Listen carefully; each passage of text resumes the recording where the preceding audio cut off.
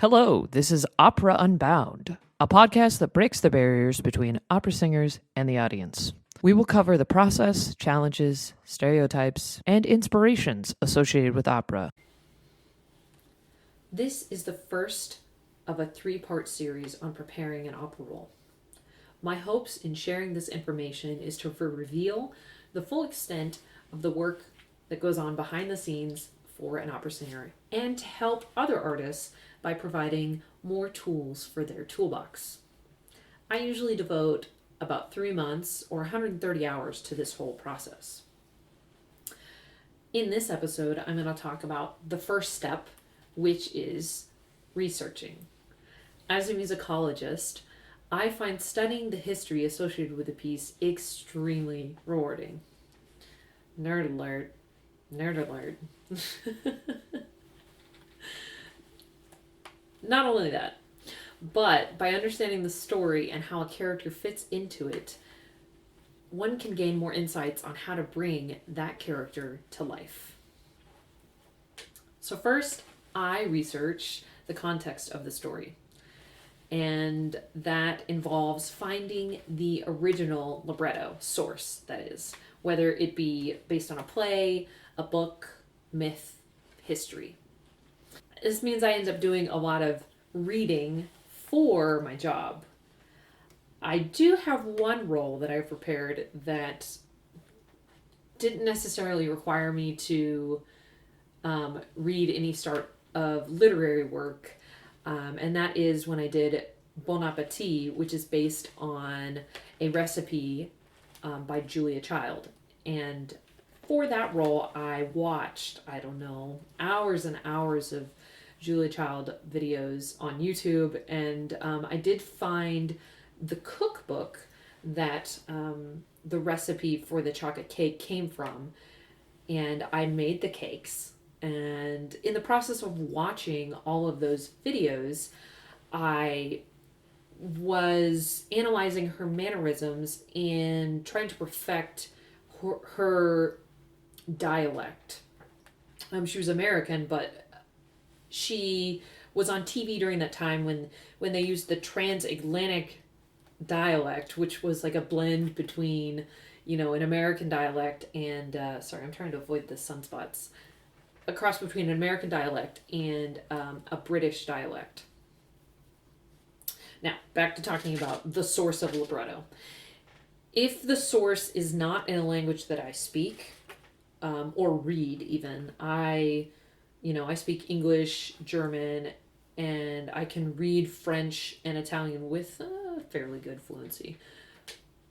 Nonetheless, if I can't find, or if it's not in a language I read fluently, I try to find a good translation, and also I'll usually find an annotated version.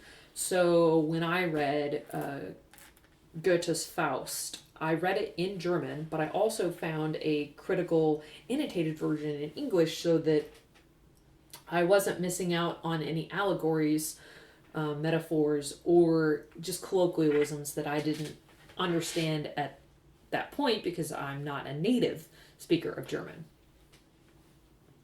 Now, once I've read the original source, I then read the libretto, and I compare the two. I see, okay, what did they decide wasn't essential to the opera and how they wanted to portray the story, or what elements did they end up changing? Like in Verdi's Falstaff, Alice Ford is Nannetta's mother, but in Shakespeare's original version, Meg Page is Nannetta's mother. Now, does this have a great impact on the story? No, but it is an interesting fact, and it does slightly change how you, as an artist, portray your character, because, if you're playing Meg Page in Falstaff, well, you're not Nannetta's mother now, so, you aren't as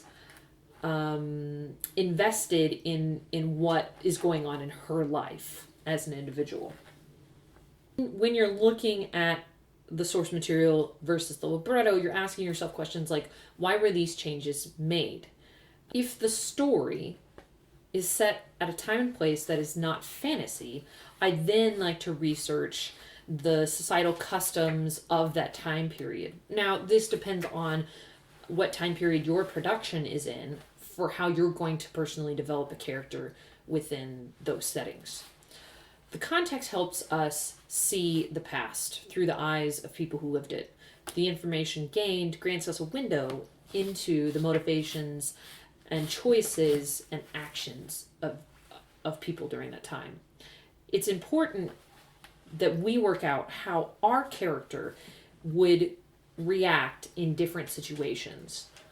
Of course, some of these decisions are final to your director, but it's nice to bring, it's part of your job to bring a myriad of ideas to the plate during the process, but also have a very detailed definition of your character. Sorry, my cat's being a little crazy. I'm gonna exnate a kitty.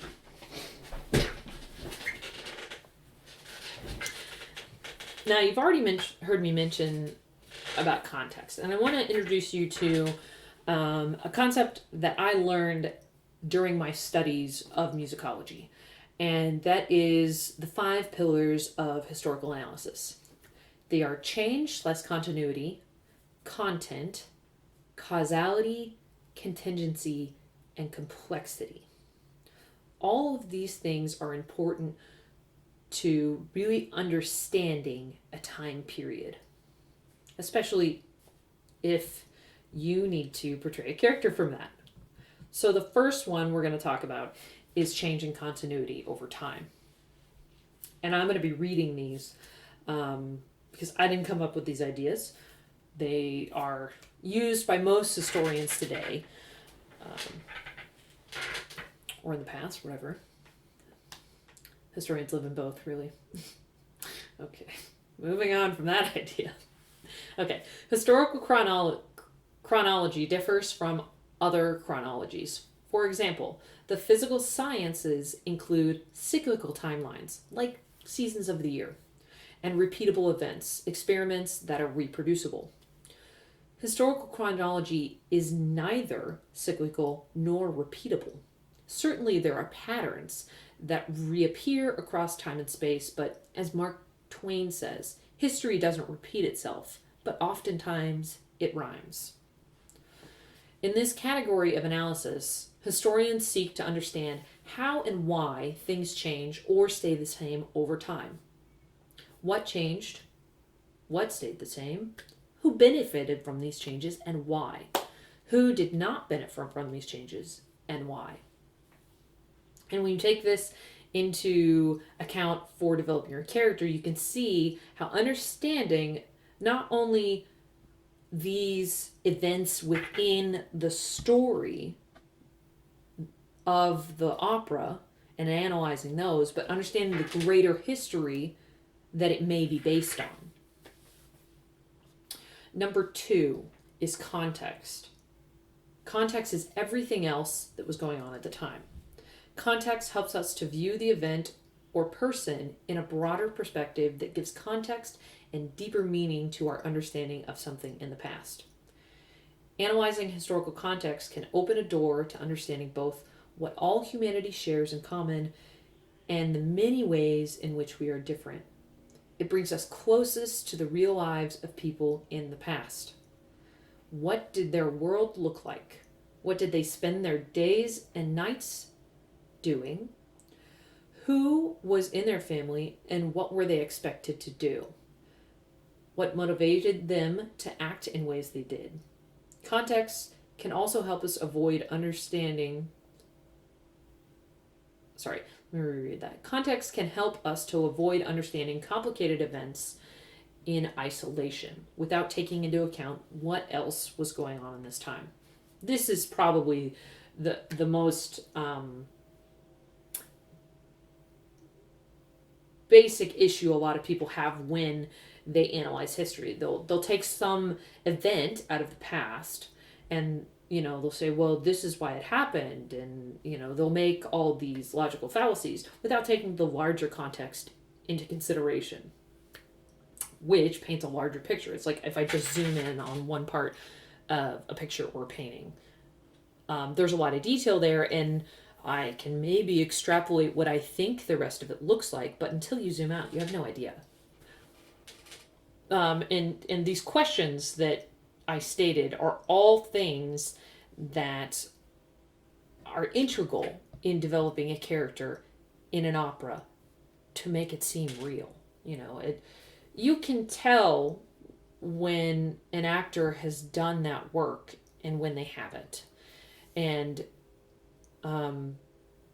there's a perception that we as opera singers learn music, but it's so much more than that. We learn music, we learn languages, we learn how to act on stage, which is different from acting on camera. On camera you can be so much more subtle. On stage it has to be big because it has to be seen from the back of the theater. But great artists do this sort of work, and I'm not saying that to puff myself up in any way. I don't want it to come across that way. This work will make you a better artist because you will have more information to draw on and more experiences, not just your own personal experiences, which are the very heart of you as an artist and what you express, but you also get to pull on the experiences of everybody else in history, which is a beautiful thing. Like mentioned earlier, it's about the humanity. Okay, now causality. Causality is how one person, event, or process influences another or many others, things. Causality is the intersection of individual and condition. There are multiple layers, multiple factors that influence outcomes. Causality helps to identify these multiple layers. Causality can have immediate or underlying causes simultaneously. It is also important to distinguish between cause and effect when discussing causality. Who or what made changes happen? Who supported the change? Who did not support the change? What were the effects? Which effects were intentional and which were unintentional? Anytime you have a love story or some sort of conflict, you have these sort of changes happening, and there's always sides, right? There's always different perspectives of a particular story. Next category, contingency. Understanding contingency is absolutely essential to understanding history as an academic discipline. Our society and our educational system, as a rule, condition people to see history as boring. And that they've seen 1,000 times and already know how it's going to end. The outcome was not inevitable, however. The outcome was contingent upon unpredictable and unseen events. Change a prior condition, and the outcome could have been completely different. In other words, contingency helps us to understand that just because things happen does not mean that they had happened that way. Contingency helps us to identify key turning points in our history, decisions, actions, and events that fundamentally altered the course of history. Contingency helps us to disempower destructive myths of racial or national superiority or inferiority. Contingency is the opposite of teleological thinking. I really love the mention of key turning points. If you've ever studied, Stanislavski or any sort of acting technique, they introduce you to the idea of beats. And beats are small. There's always the denouement in every play. There's always that climactic point of change in the story. But there's beats for characters, and they're small key turning points in the story that can lead to larger key turning points in emotions that they're going through. People have free will. I think most people believe that or understand that. And that means, just as stated, the outcome was not inevitable. There's always another decision to be made, but what influenced those decisions? And why are some things so intangible to the people at that time? What, we have hindsight 2020. We can see everything that was going on at that time period because of historical records. But when they're living in the moment, they don't have access to all that information. So we have to be mindful of that, and understanding that our view is not what they were living, and their decisions therefore are contingent on the information that they had available to them and the experiences. The last category is complexity. The past was more than simply good or bad, but it was not too complicated for us to try to understand. Complexity in historical analysis can be broken into 3 areas: moral, or how people judged that was right or wrong at the time; epistemological, how did people know what they thought they knew at the time; and casual, how multi-layered and complicated factors can combine to cause an outcome. I don't think I really need to explain complexity a whole lot. That the world is complex, and every story, no matter how simple it seems, even a children's fairy tale like Hansel and Gretel has complexities to it. And looking at the original story versus what Humperdinck and the librettists decided to do with the opera, and how they portrayed the parents, and how we choose, or directors choose, who they cast in different roles. The witch is kind of played by anybody now. It was originally written for a mezzo-soprano. I've seen sopranos sing it, and tenors get cast a lot now, because that's directors see it adds another layer to the story by having it played by a tenor rather than a mezzo. I don't understand it, but that's okay. I don't need to. It doesn't matter. But all this is to say, I go through each of these categories with the story, and also with the history around the story when preparing an opera roll. And this process alone, the research and analyzing all of it, takes about 10 to 15 hours. So I'm usually devoting an hour or two a day, and can usually make it through this whole process in a week or 2 weeks, depending on how I split it up. I'm going to provide a document of these historical analytical categories on our Patreon page, so that anybody who's interested in using them in their free time when they read up about history, or those of you that are artists who follow us that are interested in bringing this into your process. I hope you enjoyed this video. I'm looking forward to sharing the next 2 videos. And the next 2 are going to be about analyzing the text and developing character, translating it, and speaking the lines, that whole process. And the 3rd is all about musical preparation and what goes into that. So thank you very much for listening, and can't wait to share part 2 and 3. Thanks for listening to this podcast episode. For more information about the podcast or for extras, check out our Patreon page, www.patreon.com/operaunbound. Ciao!